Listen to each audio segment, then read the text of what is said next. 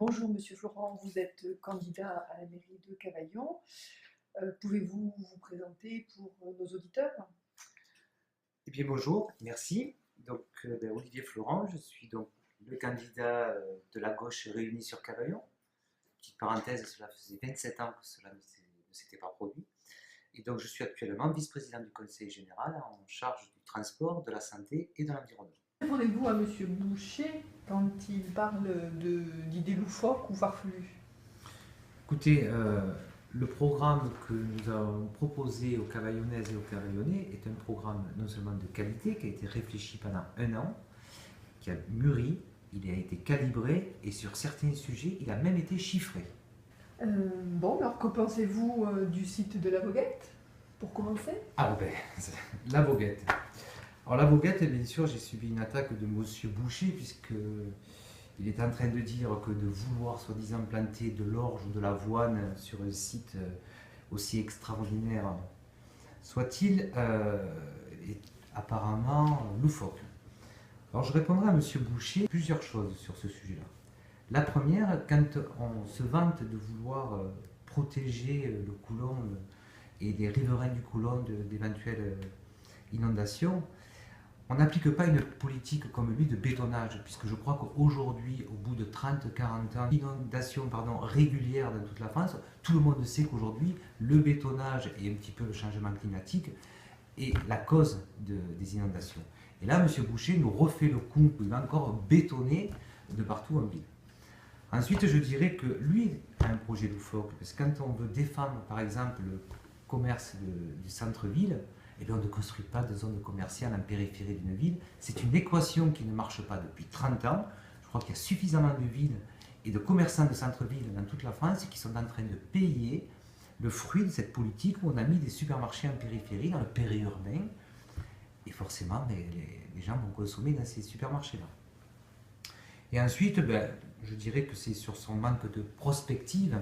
Je crois qu'aujourd'hui, une nouvelle fois, et chaque fois M. Boucher est un peu à la ramasse, je dirais, de l'actualité, c'est qu'aujourd'hui, tout le monde s'accorde à dire qu'il y a un département qui est bétonné tous les 7 ans, et M. Boucher, qui était quand même président de la commission agriculture à l'Assemblée, à une époque, il me semble, doit bien connaître ce sujet-là, et là, aujourd'hui, il est prêt à bétonner encore 100 hectares de terres agricoles. Alors moi, je pose la question, mais qu'a-t-il fait dans cette commission à l'Assemblée ?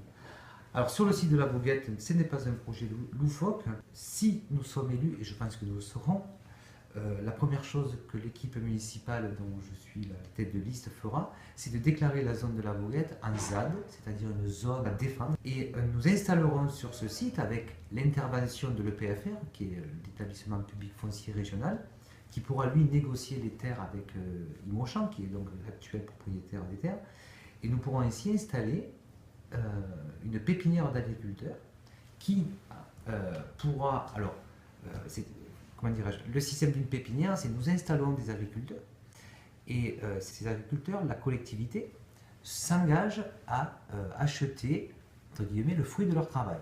Ainsi, nous pourrons, à travers une cuisine centrale, alimenter nos cantines des enfants cavaillonnais avec des produits sains, de qualité et locaux. Et Monsieur Boucher devrait le savoir, quand on installe un agriculteur sur sa commune, c'est 5 emplois indirects de créer. Donc nous partirons dans cette direction-là. Et je crois que quand on parle de 5 emplois créés par agriculteurs installés, je ne crois pas que ce soit des projets loufoques.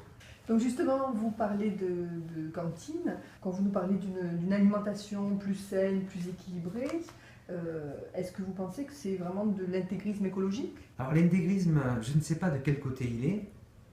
Une chose est certaine, c'est qu'en 2009, j'étais donc à Cavaillon, j'avais interpellé monsieur le député maire concernant les cantines scolaires. À l'époque, j'avais voulu faire une petite étude sur l'alimentation des enfants cavaillonnais. Cela m'avait été interdit par la municipalité en place et qui était donc dirigée par monsieur Boucher.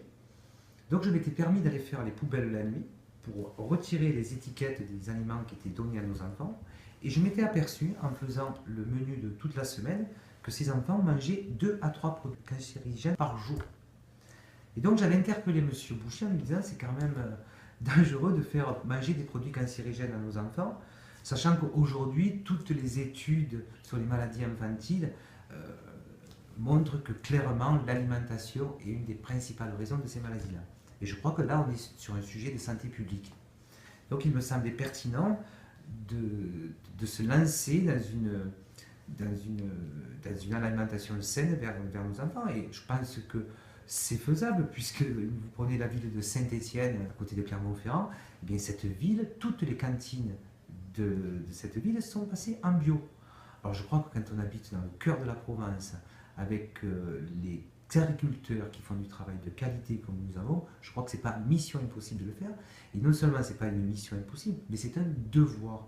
Je crois qu'un maire doit être bienveillant par rapport aux enfants cavaillonnés. Et bien je m'aperçois qu'aujourd'hui, 6 ans après, M. Jean-Claude Boucher n'a toujours rien fait. Et là aujourd'hui, il se targue de donner un repas par semaine, voire un repas par mois en bio. C'est un peu comme mettre de l'aspirine dans la mer. Alors nous, ce que nous proposerons, comme je vous l'expliquais tout à l'heure, en lien avec cette pépinière et nos agriculteurs cavaillonnés, c'est d'alimenter nos enfants avec des produits sains. Je crois que ce n'est pas quelque chose de loufoque, bien au contraire. Vous comptez également créer une régie municipale de l'économie d'énergie.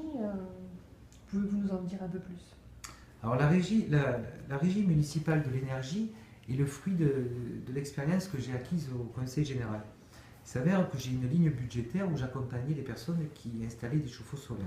Et donc j'ai voulu élargir ce dispositif aux personnes qui pouvaient acheter des poêles, isoler et installer aussi des panneaux solaires. Et forcément, si j'ai voulu élargir ce dispositif, c'est que je suis en lien avec des personnes. Alors, une nouvelle fois, j'ai été un peu attaqué sur ce sujet, où on disait que les personnes en centre-ville ne pourraient pas mettre de poêle à bois, etc. Moi, j'ai envie de répondre que certaines personnes se chauffent au bois en ville, mais il y a une catégorie de personnes, je n'oublie pas, ce sont les personnes qui habitent dans le périurbain. Et récemment, moi, j'ai rencontré des cavaillonnaises, des cavaillonnais qui avaient bénéficié de ce dispositif et qui étaient ravis puisque l'aide de 750 € au Conseil général avait donné à travers ce dispositif que j'ai mis en place. Mais grâce à ce poêle à bois, faisait 400 € d'économie par rapport à leur facture électrique. Donc je crois qu'aujourd'hui, ce n'est pas une idée encore loufoque. Ensuite, pour aller un peu plus loin sur cette régie municipale, le parc régional du Luberon dispose d'un dispositif qui s'appelle le CEDEL. Alors le CEDEL, ce sont des experts qui vont dans les communes du parc régional du Luberon et qui font une expertise des consommations électriques, une expertise de l'isolation thermique, et ensuite, après avoir fait des analyses, font des préconisations à ces villes, les villes qui ont adhéré au CEDEL. Toutes les communes qui ont adhéré à ce dispositif et qui ont travaillé avec le CEDEL réalisent entre 20 et 30% d'économie. Donc je crois qu'une ville comme Cavaillon, qui est dans le parc régional du Luberon, mais qui n'a pas adhéré au CEDEL, pour les raisons qui regardent M. Boucher. Moi, mon souci, c'est de faire des économies à la commune. Déjà, nous adhérerons à ce dispositif, et en plus, nous aurons nos propres techniciens qui pourront travailler en parallèle avec ce dispositif-là. Et ces techniciens seront mis à disposition des cavaillonnaises et des cavaillonnais gratuitement, parce qu'aujourd'hui, la population n'est pas au courant de tous les dispositifs. Si par exemple je vous dis, est-ce que vous savez que vous pouvez isoler votre maison, du moins les plafonds, pour 1 € le mètre carré? Est-ce que vous le saviez? Voilà. Donc je crois que le devoir d'une collectivité, le devoir d'un maire, c'est d'être bienveillant auprès de ces populations. Moi je m'inscris dans ce registre-là. Donc ces techniciens iront dans le centre-ville, dans le périurbain et dans les campagnes, puisque je n'oublie personne dans ce dispositif-là. Et ainsi, nos habitants, enfin, nos cavaillonnais, pourront en bénéficier et faire des économies. Ensuite, toujours, je suis dans le registre où je vais faire part de mon expérience au sein du Conseil général.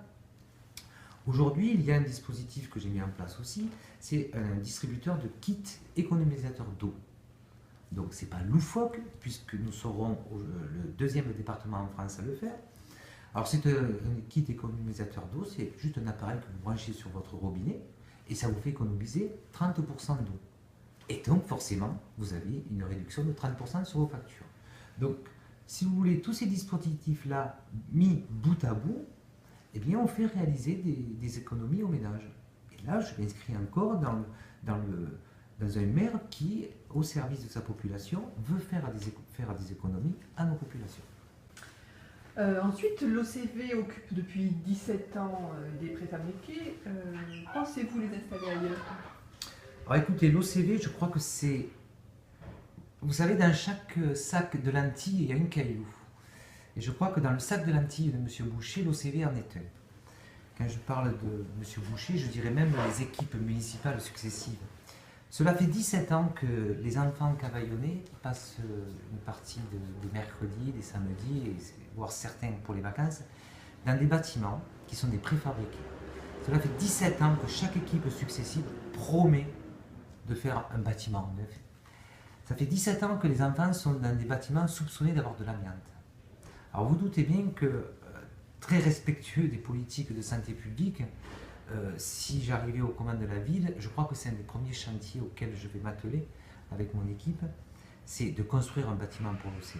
Je crois qu'aujourd'hui, il est inadmissible de laisser des enfants dans ces préfabriqués-là, en sachant toute la problématique que je viens de citer. Le problème, c'est qu'aujourd'hui, M. Boucher et son équipe ne vont pas chercher des cofinancements. Aujourd'hui, il y a moyen de faire un bâtiment avec l'aide de la région, avec l'aide de l'État.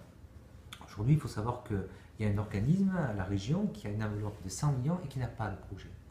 Et je siège dans cet organisme-là, qui est le PFR, et je peux vous dire que nous n'avons jamais eu un seul projet de la ville de Cavaillon. Alors qu'est-ce qu'il faut faire?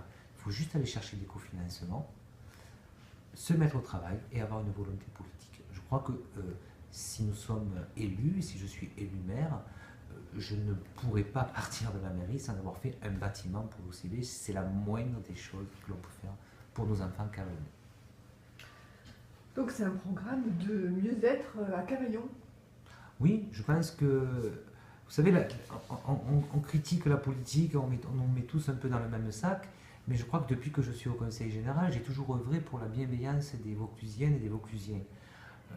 Je citerai l'exemple des transports à 1 euro. Quand je suis arrivé au Conseil général, avec cette volonté de vouloir mettre le transport à 1 euro, il a fallu 6 mois pour le mettre en place. Et bien, ça me permet de rebondir sur le transport à Cavaillon, qui est un élément du programme qui, à mon avis, est très important.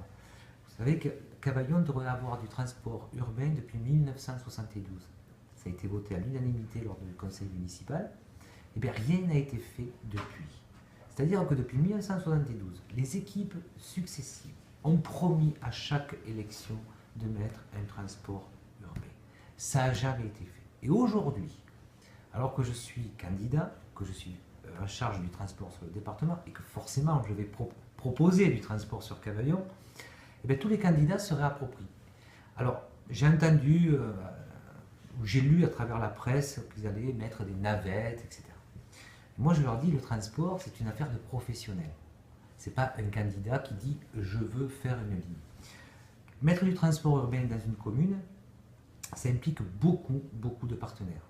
Ça veut dire qu'il faut se mettre autour d'une table et mettre ces fameux partenaires. Mais quels partenaires? Les utilisateurs, c'est-à-dire les citoyens. Ensuite, il faut que ce transport soit réfléchi. Donc, il faut que les commerçants soient aussi intégrés dans ce comité de pilotage, je dirais. Ensuite, l'administration, parce que quand même, entre les écoles, les collèges, les lycées, il y a beaucoup de personnel. Et les entreprises. Donc, il faut faire un transport urbain cohérent. Je l'ai fait sur le département. Je suis en train déjà de le faire sur Cavaillon, puisque j'ai rencontré les entreprises de transport et nous avons déjà travaillé sur ce sujet-là. Et nos conclusions sont les mêmes, comme par hasard. C'est-à-dire que nous allons mettre en place ce plan de déplacement qui va optimiser l'investissement que la ville de Cavaillon fera. Mais de dire comme ça aujourd'hui, nous allons mettre une navette nord, sud, est, ouest, c'est complètement incohérent, c'est voué à l'échec. Donc ce plan, le fruit de travail de ce plan sera donc réfléchi, et là nous ne serons pas dans le gaspillage d'argent public, et puisque nous ne sommes pas dans le gaspillage, nous pourrons même aller jusqu'à la gratuité des transports, ou éventuellement créer un pass, mais qui permettrait d'avoir des réductions sur des événements culturels que nous mettrons en place sur Cavaillon. C'est-à-dire qu'il y aurait une petite participation des Cavaillonnaises et des Cavaillonnais, mais en contrepartie des réductions sur les spectacles au théâtre, à la MJC, au conservatoire de musique, pour lequel nous avons d'ailleurs de grandes ambitions. Et ainsi, nous pourrons dire que nous aurons fait du travail cohérent. Bon, je vous remercie beaucoup. Je pense que votre programme est plus clair pour nos auditeurs. Je vous remercie.